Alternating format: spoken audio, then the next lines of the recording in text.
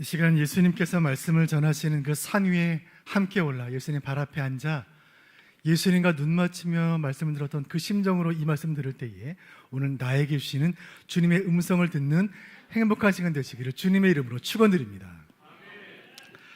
이제는 시간이 꽤 흘렀지만 학창시절을 돌아보면 즐거운 기억으로 남아있는 추억들이 몇 가지가 있어요.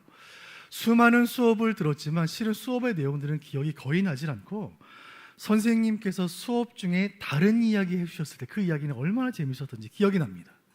나 때는 말이야 군대 얘기해 주시고 첫사랑 얘기해 주시고 선생님 당신이 학교 다니시면서 말썽 피다가 야단 맞았던 이야기 얼마나 재밌게 들었던지 수업과 관련 없던 이야기는 다 재미있던 기억이 납니다. 다들 모범생들이셔서 그러지 않으셨던 것 같은데 저는 그랬습니다. 고등학교 1학년 때 추억인데 어느 겨울 오후에 화학 시간이었습니다. 얼마나 지루한 시간인지 혹시 중에 화학 선생님 계시다면 죄송합니다. 너무너무 지루한 수업을 졸음을 참으며 듣고 있는데 창밖에 첫눈이 내리기 시작하는 거예요. 칠판에 공식을 열심히 적으시던 선생님께서 창밖을 그윽한 눈빛으로 바라보시다가 분필을 내려놓으셨어요. 선생님의 한마디, 얘들아 선생님에게도 첫사랑이 있었단다. 사랑하는 여인, 그 첫사랑 여인을 지키기 위해 17대 1로 싸우시던 그 이야기를 해주시는 거예요. 졸던 아이들 다 깨서 초롱초롱한 눈으로 그 이야기를 열심히 들었던 그런 기억이 납니다. 오늘 한창 말씀을 전하시던 예수님께서 잠시 설교를 멈추시더니 눈을 들어 하늘을 바라보시는 거예요. 말씀을 듣던 청중들도 예수님 시선을 따라 하늘을 같이 바라보았습니다. 예수님 뭘 보시나? 하늘을 보시며 주님 말씀하시는 거예요. 저 하늘을 나는 새들을 봐라. 그리고 예수님 눈을 들어 들판을 바라보시는 거예요. 저 들판에 피어있는 백합꽃들을 봐라. 근심 없이 저 높이 날아가는 새들, 들에 가득 피어있는 야생의 아름다운 꽃들, 이 전원적이고 목가적인 풍경을 예수님 지그시 바라보시는 거예요. 설교가 잠깐 멈췄습니다. 한참 달리던 기차가 간이 여기서 잠시 쉬어가는 것처럼 몇 시간째 운전하던 중에 고속도로 휴게소에서 커피 한잔 하는 것처럼 하늘과 들판을 바라보시며 예수님 잠시 숨을 고르시는 거예요. 왜 그러셨을까요? 지금부터 진짜 중요한 말씀을 전하시기 위함이에요. 오늘 산상수훈 7번째 시간인데 지난 7주를 통하여 예수님께서 우리 인생의 중요한 여러 가지 주제에 대한 말씀을 우리에게 전하셨습니다. 진정한 복이 무엇인지 팔복에 대해 말씀하셨고 소금통에서 쏟아져 나와 세상을 변화시키라는 말씀을 주셨고 분노에 대해, 복수에 대해, 가정생활에 대해 말씀을 주셨고 지난 주일에는 겉과 속이 다른 표리부동한 신앙에 대해 말씀하셨습니다. 이제 다음 주가 산상수훈 마지막 시간인데 오늘 7번째 시간인데 사실상 오늘 말씀이 산상수훈의 절정, 핵심, 클라이맥스 마태복음 5장, 6장, 7장 전체의 주제의 말씀이라고 할 수 있겠습니다. 오늘 예수님은 신앙인들에게 가장 현실적이면서 가장 비밀스러운 주제의 말씀, 어쩌면 가장 피하고 싶지만 누구도 피할 수 없는 주제에 대해 말씀하십니다. 그 주제는 돈이에요. 돈. 여러분 돈 좋아하십니까? 답하기 곤란한 그런 질문에 이래는 그런 표정이신데 질문을 바꿔보겠습니다. 돈 싫어하는 분 계세요? 나는 돈이 너무 싫은데 돈이 자꾸 들어와서 걱정이다. 스트레스를 받는 이런 분 계십니까? 남녀노소 모두가 다 돈을 좋아해요. 설날에 꼬마아이들이 세뱃돈 받는 표정을 보면 야, 돈이 좋다는 거 가르치지 않았는데 어쩌면 저렇게 잘할까? 2살, 3살 때 할아버지에게 받은 세뱃돈 달랑달랑 들고 다니다가 엄마에게 주고 장난감 찾으러 가던 그 아이들이 5살쯤 되면 지폐 색깔을 초록색, 주황색을 구분하기 시작하고 8살쯤 되면 진지하게 엄마에게 물어요. 엄마, 그동안 내 세뱃돈 다 어디 갔어? 여러분 왜 돈이 좋아요? 돈은 내가 하고 싶은 것을 할 수 있게 해주고 내가 갖고 싶은 것을 가질 수 있게 해줍니다. 그래서 돈이 있으면 하고 싶은 것을 할 수 있어서 행복하고 갖고 싶은 것 가질 수 있어서 행복한 거예요. 반대로 돈이 없으면 하고 싶은 것 할 수 없고 갖고 싶은 것 가질 수 없어요. 그래서 돈이 없으면 불행하다고 느끼죠. 우리나라는 출산율이 매년 낮아지고 있는데 매년 최저치를 매년 경신하고 있습니다. 지금 대한민국 출산율은 예전에 구소련이 붕괴될 때 혹은 서독 동독이 통일될 때 그때 출산율과 비슷한데 이것은 한 사회가 체제가 붕괴될 때 한 나라가 망할 때 그때 나타나는 출산율이에요. 1990년에 서독과 동독이 통일되었는데 동독이 서독이 흡수 통일되었습니다. 그 직후에 94년에 동독 출산율이 역사상 최저치인데 그때가 0.8명이에요. 2023년 대한민국 출산율 0.81명이에요. 똑같아요. 여러분, 왜 대한민국 젊은이들 아이를 낳지 않을까요? 제가 EBS 다큐멘터리 2030 세대가 비혼 출산율을 외치는 이유라는 다큐멘터리를 하나 보았는데 그 영상에 댓글들이 달렸습니다. 그 가운데 깊이 공감이 되는 댓글이 있어서 제가 좀 여러분과 나누려고 해요. 결혼한 지 6년 된 30대 여성이었습니다. 이렇게 글을 달아놓은 거예요. 살다 보니까 참 다정하고 착한 내 남편 닮은 아이를 하나 낳으면 좋겠다는 생각이 들어 남편과 아이를 낳을까 수없이 대화하고 고민했습니다. 결론은 안 되겠다는 결론이었어요. 못 낳겠다. 가장 큰 문제는 아이를 낳아도 양육할 수가 없다는 것입니다. 저희 부부는 대출이 많아 맞벌이로 살고 있는데 서울에 집을 구하지 못해 직장이 멀어서 왕복 3시간 반 거리를 매일 출퇴근하는데 남편은 6시 반 출근하여 8시 넘어 집에 오고 저는 7시 반 출근해 9시 넘어 집에 옵니다. 아이를 낳아도 양육할 수가 없습니다.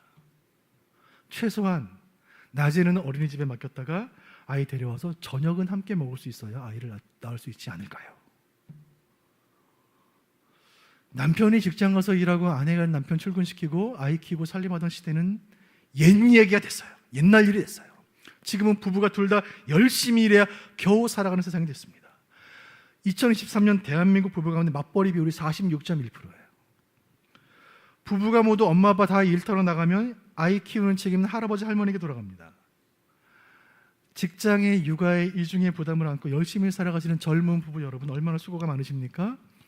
딸 대신 며느리 대신 사위 대신 손주들 돌보시는 할아버지 할머니들 얼마나 노고가 많으십니까? 결혼하는데 큰 용기가 필요하고 아이를 낳기 위해서는 더 큰 결심이 필요한 시대가 되었습니다. 젊은이들이 결혼을 기피하고 출산을 두려워하는 모든 이유 돈 때문이에요. 제가 2주 전에 교회에서 휴가를 주셔서 제가 휴가 기간 중에 필리핀에 있는 지인 선교사님의 선교지를 좀 방문했는데 도심에서 차로 10시간 걸리는 그 시골의 선교지를 향하던 중에 길가에서 야자나무에서 야자를 몇 개 따다가 쌓아놓고 그것을 단 몇백 원에 팔아서 그 돈으로 하루 양식을 사는 필리핀의 가난한 아이들을 수없이 봤어요. 사역 마치고 돌아왔는데 공항 옆을 지나가는데 마닐라의 늦은 밤에도 불이 꺼지지 않는 그야말로 불야성을 이루고 있는 필리핀의 카지노 타운의 그 화려함을 봤어요. 너무너무 화려한 거예요. 같은 하늘 아래 누군가는 단돈 몇백 원을 벌기 위해 하루 종일 수고하고 누군가는 엄청난 양의 그 돈을 단 몇 시간이 허비하고 있는 그 현실을 보면서 우리 인생에서 돈이란 얼마나 중요한가 생각해 보게 되었습니다. 문제는 이처럼 돈이 중요한 세상 가운데 살다 보니까 주객 전도가 일어난다는 거예요. 주객 전도. 인생을 사는 데 필요한 것이 돈인데 돈이 인생의 목적이 되어버리는 거예요. 내가 돈을 벌어 그 돈을 사용해야 되는 것인데 어느 순간 돈이 나를 사용하는 거예요. 내가 돈의 주인이 아니라 돈이 내 인생의 주인이 되어버리는 현상, 주인과 객이 뒤바뀌는 현상이 비일비재하게 일어나요.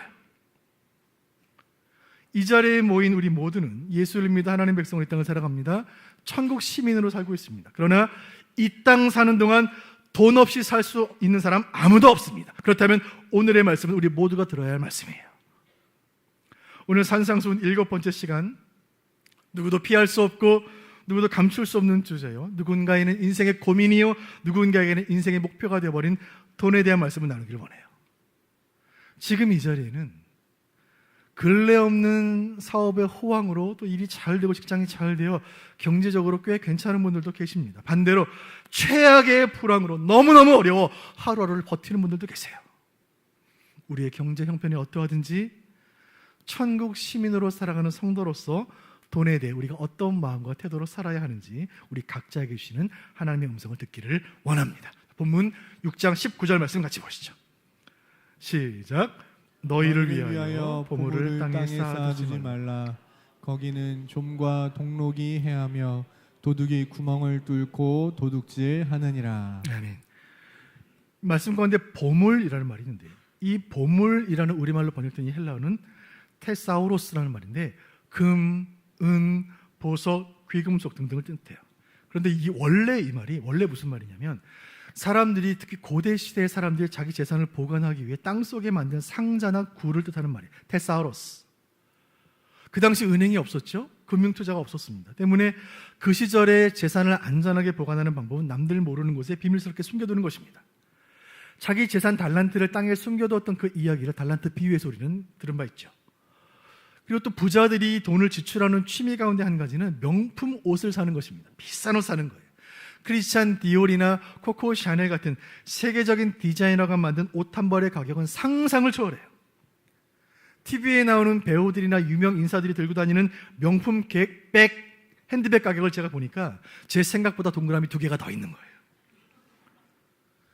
자, 여기 한 부자가 있습니다. 많은 재산을 보관하기 위해 금과 은과 보석들을 사서 아무도 모르는 곳에 숨겨둔 거예요. 그리고 유명 디자이너가 만든 명품 브랜드의 좋은 옷을 사서 자욱거리에 걸어둔 거예요. 문제가 생겼습니다. 그 비싼 옷에 좀이 들어버린 거예요. 여러분, 좀 아시죠? 종이나 옷을 파먹는 해충. 아무리 값비싼 옷이라 해도 그 옷에 좀이 들면 상해버리는 거예요. 버려야 돼요. 장마철에 옷장에 걸어둔 10,000원짜리 티셔츠에 곰팡이만 생겨도 마음이 상하는데 그 비싼 옷에 좀이 쓸었으니 얼마나 낙심이 됐겠습니까? 게다가 그 값진 귀금속과 보물에 녹이 슬어버린 거예요. 가끔 뉴스를 보면 경주에서 집을 짓다가 신라시대 유물이 발견이 되는데 그 화려한 금관에 녹이 슬어있는 모습들을 보게 되죠.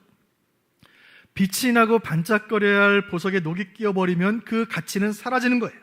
설상가상으로 안전하게 숨겨둔 그 보물을 도둑이 훔쳐간 거예요. 철제 금고가 없던 시절에 안전한 곳에 보관한다고 해도 겨우 흙벽돌이나 나무로 만든 창고나 나무로 된 나무 밑에 감추는 것뿐이죠. 도둑이 마음 먹고 단단한 연장으로 파면 얼마든지 구멍을 뚫고 훔쳐갈 수가 있었습니다. 자, 19절 다시 보면 보세요. 19절. 너희를 위하여 보물을 땅에 쌓아두지 말라. 거기는 좀과 동록이 해하며 도둑이 구멍을 뚫고 도둑질하느니라. 아멘. 그 화려한 옷이 좀이 먹어 상하고 그 값비싼 보석에 녹이 슬어버리고 그 많은 재산을 도둑 맞았으니 그 주인의 마음이 어땠을까요? 예수님께서 이 말씀을 통해 주시는 교훈은 무엇입니까? 이 땅의 보물은 지금은 내가 소유하고 있지만 언제든지 사라질 수 있고 다른 사람에게 갈 수 있다는 거예요. 이 땅에서는 영원한 부자도 없고 영원한 빈자도 없다는 거예요. 돌고 돌아서 돈이라는 말씀이 있지 않습니까? 아무리 좀이 들지 않게 잘 보관하고 아무리 녹이 슬지 않게 잘 관리하고 아무리 도둑이 가져가지 못하게 안전하게 지킨다 해도 그 보물의 가치는 이 땅에서 뿐이에요. 땅에 보물을 쌓아둔 사람은 그 보물 지키려고 불철주야 노심초사하지만 이 세상을 떠날 때 가져갈 수 있는 것 단돈 1원도 없어요. 그렇다면 천국의 백성으로 살아가는 성도는 물질을 어떻게 다뤄야 하는가? 예수님 말씀하십니다. 20절 말씀. 20절 시작. 오직 너희를 위하여 보물을 하늘에 쌓아두라. 거기는 좀이나 동록이 해하지 못하며 도둑이 구멍을 뚫지도 못하고 도둑질도 못하느니라. 아멘. 이 말씀 가운데 오늘 설교의 첫 번째 교훈이 있습니다. 그 첫 번째 교훈은 하늘에 쌓아두라는 말씀이에요. 같이 읽어봅니다. 시작.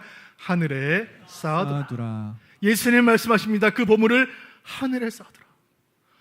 땅에 보물을 쌓아두는 너희여, 그 보물 하늘에 쌓아두라. 하늘의 창고는 안전하고 그것은 영원하다. 여러분, 예수님이 이 말씀하시자 그 말씀 들은 성도들이 얼마나 주저했을까요? 그 마음을 꿰뚫어 보시면 예수님 주신 한마디 말씀. 21절 제가 읽어드립니다. 21절. 내 보물 있는 그곳에는 내 마음도 있느니라. 천철살인의 한마디예요. 내 보물 있는 그곳에 내 마음이 있다. 이 마음이라는 말, 카르디아라는 말인데 존재의 전부, 속사람, 중심, 의지라는 말이에요. 그 사람 마음에 소중히 여기는 것이 그 사람의 존재를 증명한다는 뜻이고 그 사람 마음에 있는 그것이 그 사람의 누군지를 말해준다는 그런 말씀이에요. 그 사람 마음이 땅에 있으면 그 사람 땅의 시민이고 그 사람 마음이 하늘에 있으면 그 사람 하늘의 시민이라는 예수님 말씀이에요. 너희가 천국의 시민이라면 그 보물 하늘에 쌓아두라. 예수님 이 말씀하시는 이유는 예수님 사역하시면서 예수님 목회하시면서 보물을 땅에 쌓아두는 성도들을 수없이 보았기 때문이에요. 수없이 많아요. 스스로 성도라고 말하면서 스스로 나는 천국의 시민이라고 말하면서 보물을 땅에 쌓아두고 그 보물 묻힌 땅만 바라보고 마음을 온통 그 땅에 있는 보물에 두고 산다면 우리는 과연 누구입니까? 여러분, 왜 보물을 땅에 감추어둘까요? 염려 때문이에요. 아프면 어떡하나? 망하면 어떡하나? 왜 보물을 하늘에 쌓지 못합니까? 불안 때문이에요. 안 되면 어떡하나? 잘못되면 어떡하나? 성도들이 재물을 마음에 두고 재물에 목숨을 걸고 재물에 집착하고 재물을 주인으로 섬기는 모든 이유, 세상살이에 대한 염려 때문이에요. 우리 안에 있는 이 마음 들여다보시며 예수님 두 가지 비유를 말씀하세요. 두 주인의 비유를 말씀하세요. 자, 24절 보겠습니다. 24절 예수님의 비유입니다. 자, 시작. 한 사람이 두 주인을 섬기지 못할 것이니 혹 이를 미워하고 저를 사랑하거나 혹 이를 중히 여기고 저를 경히 여기니라. 너희가 하나님과 재물을 겸하여 섬기지 못하느니라. 아멘. 여러분, 펜이 있으시거든 하나님의 동그라미 치시고 옆에 재물의 동그라미 쳐보시죠. 하나님 동그라미, 재물 동그라미.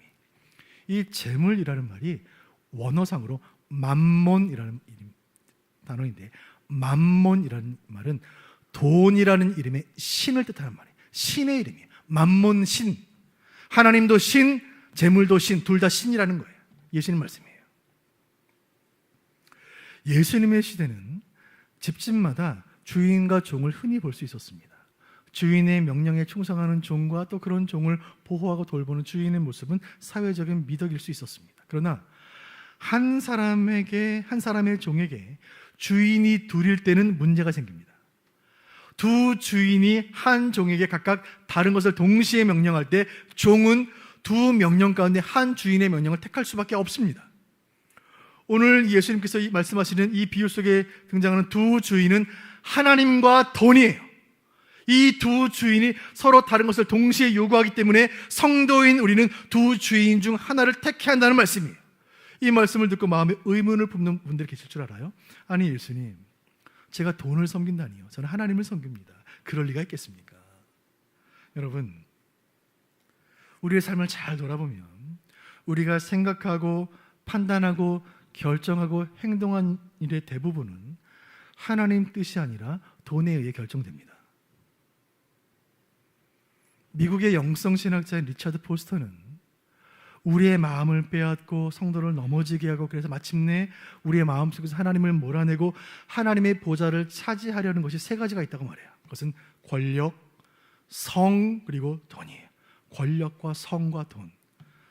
이 셋을 비교해 보면 성에 대한 욕망은 나이에 반비례합니다. 나이가 들수록 점점 줄어들어요.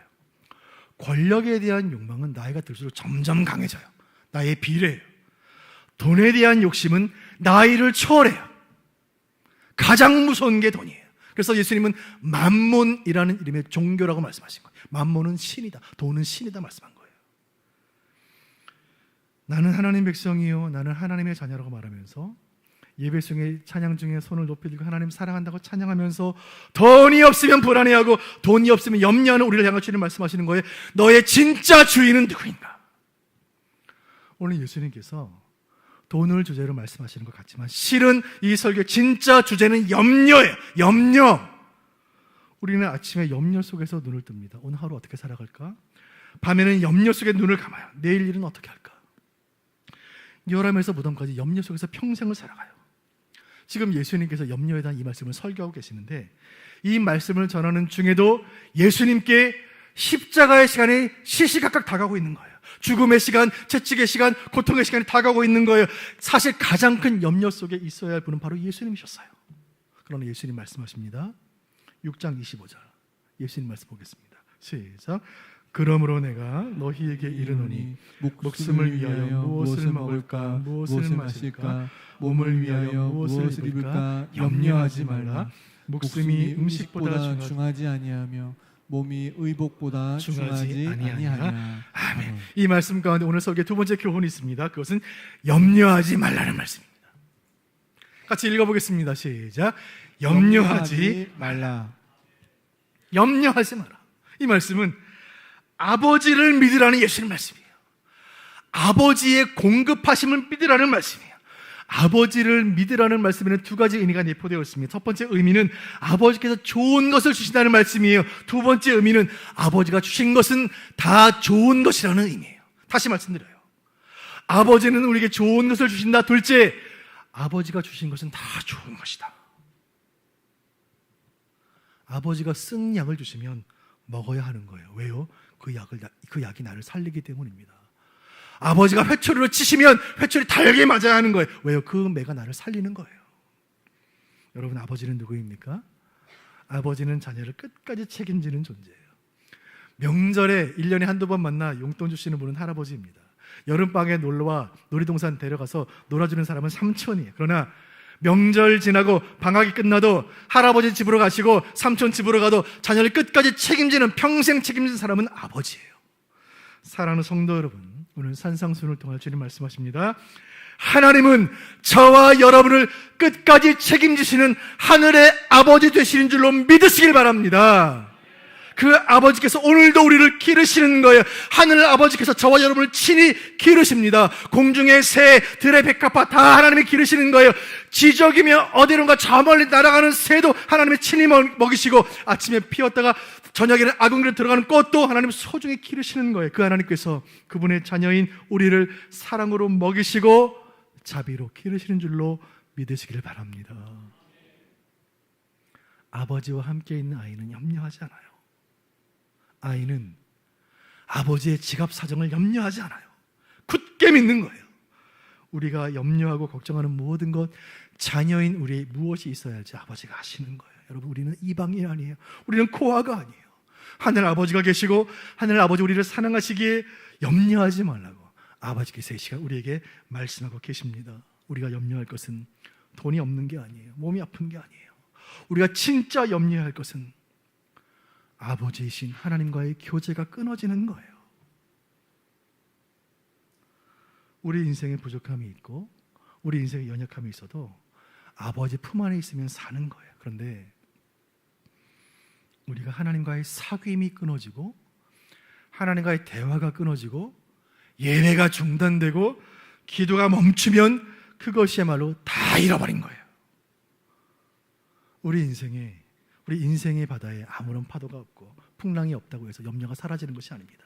오히려 평안할 때 더 염려가 돼요. 내 인생 왜 이렇게 평안하지? 왜 아무 일도 없지? 그거 무슨 일 닥치는 거 아니야? 염려가 떠나지 않아요. 오히려 우리 신앙의 항로에 바람이 불어 파도가 거세고 집채만한 인생의 고난의 파도가 나를 덮칠 때에, 배가 여동할 때에, 그때도 주님이 나와 함께 하시면 모든 염려는 떠나가게 되는 것입니다. 베드로전서 5장 7절 말씀 제가 읽어드립니다. 너희 염려를 다 주께 맡기라. 이는이라는 말은 왜냐하면이라는 말이에요. 왜냐하면 하나님이 너희를 돌보심이라. 이 말씀이 얼마나 큰 위로가 되는지, 여기에 맡기라라는 말씀이 있는데 이 말을 권위 있는 영어 성경들은 공이 캐스트라는 동사로 번역합니다. 캐스트, 영어 동사 캐스트는 던지다, 남에게 보내다, 내 손을 떠나가게 한다는 뜻이에요. 염려를 주님께로 떠나게 한다, 주님께 던진다는 뜻이에요. 제가 새벽마다 새벽 예배 인도를 마치고 개인 기도 시간에 기도하려고 저희 강단에서 기도하는데, 강단에 앉으면, 이 기도 방석 위에 앉으면 성도들의 기도의 제목들이 떠올라요. 기도 카드를 볼 때, 또 성도들이 저에게 문자로 보내주신 기도의 제목들을 품고 기도할 때 그 성도들의 표정들이 떠올라요. 환우들을 위해 기도할 때 장기 환우들의 얼굴이 떠오르고, 그 환우들을 간호하기 위해 애쓰고 수고하며 지쳐있는 그 가족들의 얼굴이 떠올라요. 주여 고쳐주십시오, 치유하여 주십시오, 회복하여 주십시오 기도하는데, 회복이 늦어질 때 목회자로서 자책이 들어요. 야, 내가 참 능력 없는 목사구나. 능력이 없구나. 너무나 부족하구나. 내가 이 목회를 감당할 수 있을까? 거대한 염려가, 큰 염려, 큰 무게로 저를 짓눌러요. 그 순간 주님이 주는 깨달음이 있습니다. 내가 이 염려로 밤잠 설치고 고민해도 달라질 것 아무것도 없겠구나. 이 염려 주님께 드리자. 주님께 드리자. 내가 감당할 수 없으니 이 목회에 대한 큰 무거운 짐 주님께 맡기자. 주여 나를 불쌍히 여겨 주옵소서. 주여 목회를 살려 주옵소서. 교회를 살려 주옵소서. 주님의 교회, 이 교회 주님의 교회이오니 주님 친히 목양하시고 주님 친히 말씀하시고 주님 친히 다스려 주옵소서. 사랑하는 교우 여러분, 여러분의 마음속에 있는 모든 염려, 모든 근심, 인생의 우수사려, 모든 걱정과 불안을 이 시간, 이 예배 중에, 말씀 중에 우리 함께 계시는 주님께 던지시기를 바랍니다. 그 염려를 우리가 아무리 품고 있어도 달라지는 것 하나도 없겠지만 기도에 담아 주님께 맡기면 그 모든 염려 주님 친히 해결하실 줄로 믿으시길 바랍니다. 모든 염려를 다 맡게 하신 주님께서 그 말씀 마무리하면서 주신 말씀이 있습니다. 너무 귀한 말씀, 6장 33절 말씀 같이 보시죠. 시작. 그런즉 너희는 먼저 그의 나라와 그의 의를 구하라. 그리하면 이 모든 것을 너희에게 더하시리라. 아멘. 이 말씀 중에 오늘 설교의 세 번째 교훈이 있습니다. 그 교훈은 먼저 그의 나라를 구하라 하는 말씀이에요. 같이 읽어보겠습니다. 시작. 먼저 그의 나라를 구하라. 물질을 어떻게 사용해야 하는가? 하나님이 먼저다. 예시는 말씀이에요. 성도의 물질 사용, 크리스찬의 재정관리에서 핵심은 액수가 아니라 순서예요. 다시 말씀드립니다. 액수가 아니라 순서예요. 먼저 주님께 드리고 그 다음에 이웃을 위해 쓰고 그 다음에 나를 위해 쓰는 거예요. 영어로 Jesus first, 예수님 먼저, 그 다음 others second, 이웃을 위해 그 다음, 그리고 you third, 그리고 나를 위해 세 번째. 다시 한번요. 예수님을 위해 먼저, 그리고 이웃을 위해 두 번째로, 그리고 너를 위해, 자신을 위해 세 번째로 쓰는 거예요. 이 원리는 물질 사용뿐만 아니라 성도의 모든 삶에 공의에 적용됩니다. 시간을 사용할 때 이 순서를 지키시길 바랍니다. 다시 보여주세요. 예수님을 위해 먼저 시간 사용하시고, 그리고 이웃을 위해 시간을 사용하시고, 그리고 세 번째 나를 위해 사용하는 거예요.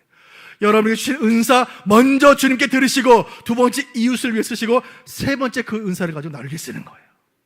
이 순서가 바르게 지켜질 때 세상은 줄 수 없는 기쁨, JOY, 기쁨이 많은 거예요. 이 순서를 지킬 때 세상은 알 수 없는 기적이 일어나게 되는 것입니다. 오병이어의 작은 도시락을 먼저 주님께 드렸더니 결핍이 풍요로 변하는 기적이 일어나는 거예요. 가나 혼인잔치 물 항아리를 먼저 주님께 드렸더니 물이 포도주로 변하는 기적이 일어난 것입니다. 사르밧 과부가 그 기름과 가루를 먼저 주님께 드렸더니 공급이 끊이지 않는 기적이 일어나는 것입니다. 여러분 오해하지 마세요. 먼저 그의 나라와 의를 구하라는 예수님 말씀은 재산을 다 교회에 바치라는 가르침이 아니에요. 이것은 사이비 이단 교주의 거짓된 속임수와 협박이에요. 이 말씀은 헌금을 많이 하면 많이 할수록 더 복을 많이 받는다는 기복주의 신앙이 아니에요. 우리 인생의 질서, 삶의 가치, 신앙의 우선순위를 바로 잡으라는 예수님의 명령이에요. 먼저 그의 나라를 구한다는 것은 영원한 것을 먼저 추구한다는 말씀입니다. 먼저 그의 나라를 구한다는 것은 나의 보물을 땅이 아니라 하늘에 쌓는다는 말씀이에요. 먼저 그의 나라를 구한다는 것은 먼저 복음을 위해, 먼저 교회를 위해, 먼저 사명을 위해 내 시간과 은사와 물질을 주님께 내어드린다는 신앙의 결단이에요. 우리가 이 말씀에 순종하여 살면 우리에게 임하는 결과가 무엇인지 6장 33절 하반절에 예수님 말씀하셨습니다. 제가 읽어드리겠습니다. 그리하면 이 모든 것을 너희에게 더하시리라. 아멘. 우리가 먼저 주의 나라를 구할 때 우리에게 필요한 것 아버지 되시는 주님이 아시니 주님 우리에게 채우시되 넘치도록 채우시리라 주님 약속하셨습니다. 바라기는 이 약속 붙잡고 염려하지 않고 먼저 주의 나라를 구하며 나아가시기를 주님의 이름으로 축원드립니다. 말씀을 맺으려고 합니다. 선교지에 있는 선교사 바울에게 동역자 에바브로디도가 도착을 했습니다. 그 동역자의 손에는 빌립보 교회 성도들이 보낸 선교 헌금이 들려 있는 거예요. 그 헌금을 이 선교사가 받았습니다. 그 헌금에는 성도들의 땀 냄새가 배어 있고 그 돈을 벌기 위해 성도들이 흘린 피의 온기가 느껴지는 거예요. 이 어려운 중에 먼저 주의 나라와 의를 위해 선교를 위해 마음을 모아버린 그 성도들의 얼굴이 떠올라서 선교사의 바울의 눈시울이 뜨거워진 거예요. 그 돈에서는 향기가 났어요. 선교사의 마음 가운데 뜨거운 그 무엇이 울컥 치밀어 올랐고, 야, 하나님께서 이 예물을 기쁘게 받으시겠구나. 그 마음으로 빌립보 교회 편지를 써서 보냈는데 그 말씀 가운데 이런 말씀이 있습니다. 빌립보 4장 18절 하반절 제가 읽어드립니다. 이는 받으실 만한 향기로운 제물이요 하나님을 기쁘시게 하는 것이라. 편지를 통해 사도 바울은 말합니다. 빌립보 교회 성도들이여, 그대들은 진정 보물을 하늘에 쌓는 천국의 시민들이요 먼저 그의 나라를 구하는 참 하나님의 백성들입니다. 그리고 이 사도가 바울이 마음을 다해 교회를 축복합니다. 이 축복의 말씀 함께 읽을 때에, 빌립보 4장 19절 말씀 함께 읽을 때에, 믿음으로 이 말씀 받을 때에 그 말씀이 나를 향한 주님의 약속이 될 줄로 믿습니다. 19절 믿음으로 함께 읽겠습니다. 시작. 나의 하나님이 그리스도 예수 안에서 영광 가운데 그 풍성한 대로 너의 모든 쓸 것을 채우시리라. 아멘. 그리스도의 영광 가운데 우리에게 필요한 것을 채우시되 풍성히 채우시리라. 주님 약속하셨습니다. 이 약속 주신 예수님 지금도 살아계시니 약속한 그대로 이루실 줄로 확신합니다. 오늘 설교의 모든 설교의 결론의 말씀을 함께 읽어보겠습니다. 염려의 반대말은 믿음입니다. 같이 읽어봅니다. 시작. 염려의 반대말은 믿음입니다. 믿음의 반대말은 염려예요. 염려의 반대말은 믿음이에요. 물컵에 가득 채워져 있는 공기를 빼내기 위해서는 물로 가득 채워야 하는 것처럼 우리 마음 가운데 가득한 염려를 밀어내기 위해서는 우리 마음을 믿음으로 가득 채워야 하는 것입니다. 사랑하는 북부교회 성도 여러분, 경제적으로 얼마나 어려우세요? 물질적으로 얼마나 빠듯하십니까? 우리 주님, 여러분의 형편을 아세요. 우리 예수님 가난을 아세요. 물질이 없는 사람들의 눈물을 아세요. 우리 예수님 평생 가난하셨어요. 돈이 없을 때 찾아오는 염려를 예수님 아시고, 들어오던 수입이 중단되었을 때 엄습하는 불안을 예수님 아시는 거예요.